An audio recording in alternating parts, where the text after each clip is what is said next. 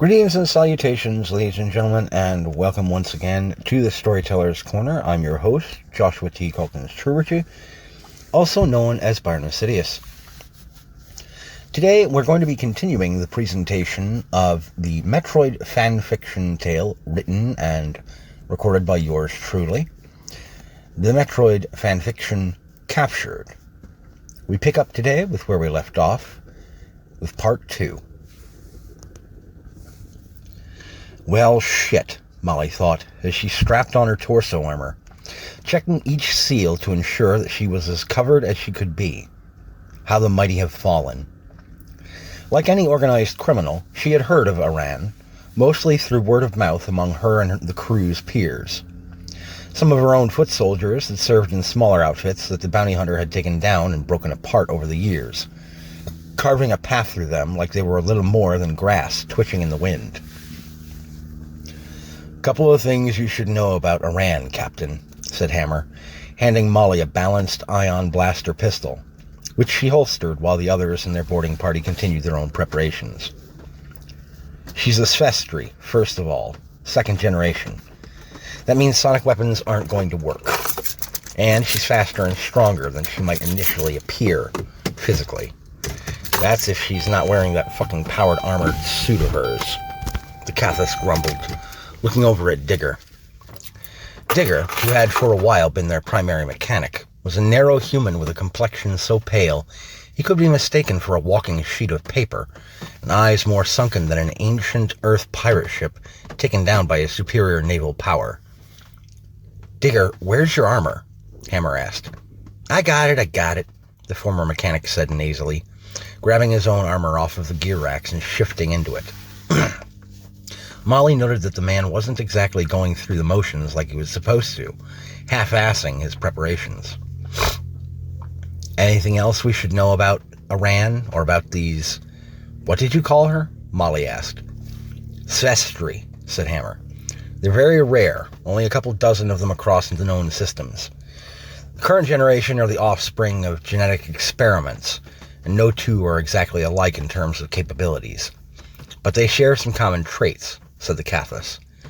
"Enhanced speed and strength, like I said, and an immunity to sonic weaponry. They also seem to heal from injury quicker than most folks. Now, anything else I'm not sure of, because those are the only things that seem universal among all of them." "Understood," said Molly, as the dozer rocked a little. The docking clamp had fixed into position, meaning that soon they would be rushing the gunship to see if they could take Samus Aran down without destroying her ship at range. "Wrench, can you tell us anything about her power suit?" Molly, Digger, Hammer, and Rivet all turned their attention to the petite, curly-haired redhead in her grimy olive-green coveralls, a small datapad in her hand, virtual goggles strapped over her eyes. She smiled at them nervously, and Molly wondered briefly if Wrench's freckles flared more redly when she felt put upon, or if that was merely a trick of the light in the docking set chamber. "It's a Mark IV Adams Nelling power armor, but heavily modified by the user," Wrench began. "The blast plating makes the user immune to most small arms fire, but needlers can still slip through the connector gaps in the plating. The arm cannon's primary firing mode is a kinetic fusion orb, which fires more slowly than the standard blaster, but it can cut through most light armor with no problem. You guys will be fine, though, since Hammer augmented your armor vests with diffuser plates." "You're welcome," the Cathas said with a nod at his comrades. "And remember to be on the lookout if the arm cannon's tip changes outward appearance," Wrench cautioned. "Users of this type of armor can input all kinds of variations of firing capability, and each one is signaled by an outer shift in appearance of the cannon's tip." "One last thing, Captain," Wrench said.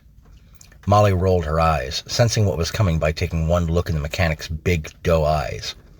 "I think this is a bad idea." "Wrench, honey, we're going to be just fine," Molly said, waving the others toward the panel door on their end of the docking tube. She stepped up to Wrench and put her hands on the mechanic's hips, giving them a light squeeze.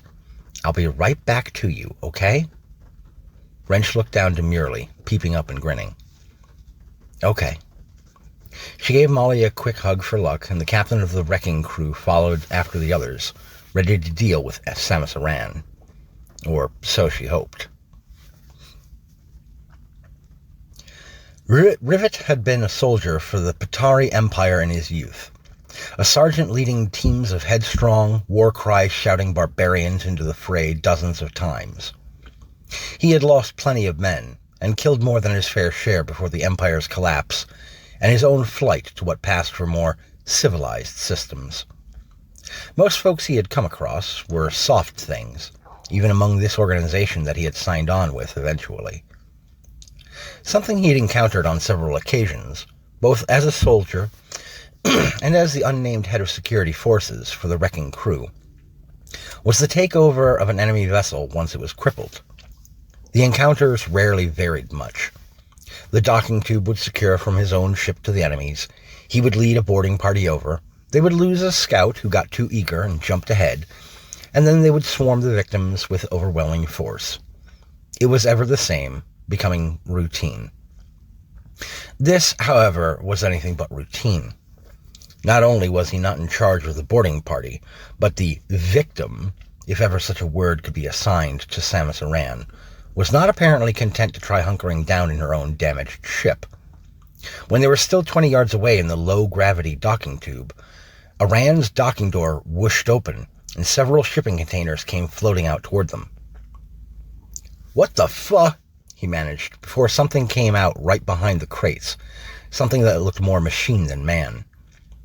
Twisting in sync with the crates that she had hoisted into the tube, the bounty hunter took careful aim from behind her bizarre cover and opened fire on the group with 3 rapid shots.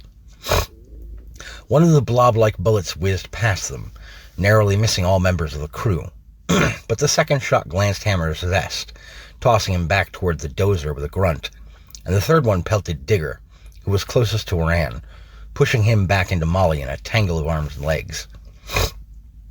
Rivet holstered his own blaster pistol and took out the ion blaster, taking careful aim at the crates. He only needed one good shot to disrupt the bounty hunter, but Aran's movements were now masked by both the crates and Molly and Digger, who were trying to push off of one another in low gravity. Digger ended up propelling himself toward Aran's end of the tube, firing blindly at the bounty hunter. "Digger, don't!" Hammer shouted, but too late.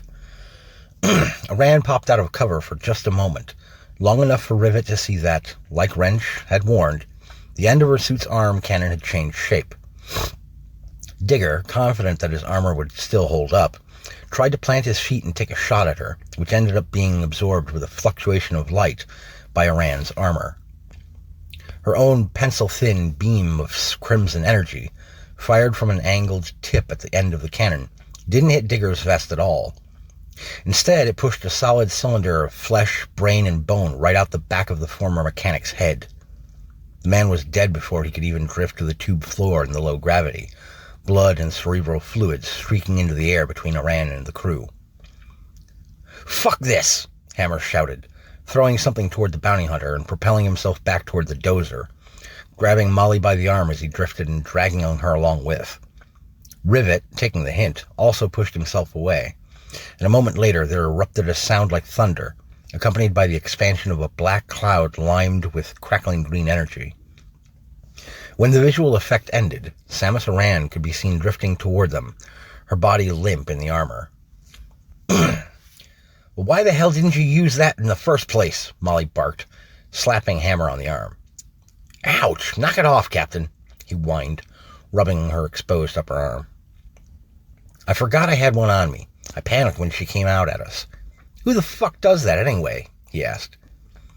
Rivet stomped toward the bounty hunter's limp form, grabbed it by the cannon arm, and pulled it along with him, the end of the weapon carefully tucked through so that the end couldn't fire on him if she should wake up.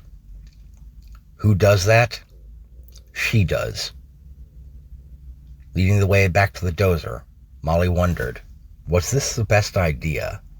Maybe Wrench had been right.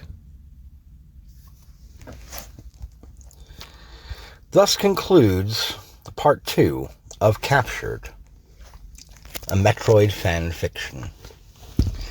Ladies and gentlemen, it is a pleasure, as I said in my previous video, to return here to you on BitChute. I do hope that you are enjoying the tale, and I look forward to bringing you the remainder of this story as it proceeds forward. Ladies and gentlemen, thank you for tuning in. Thank you for listening. I ask, as always, that you take care of yourselves, and remember, keep reading.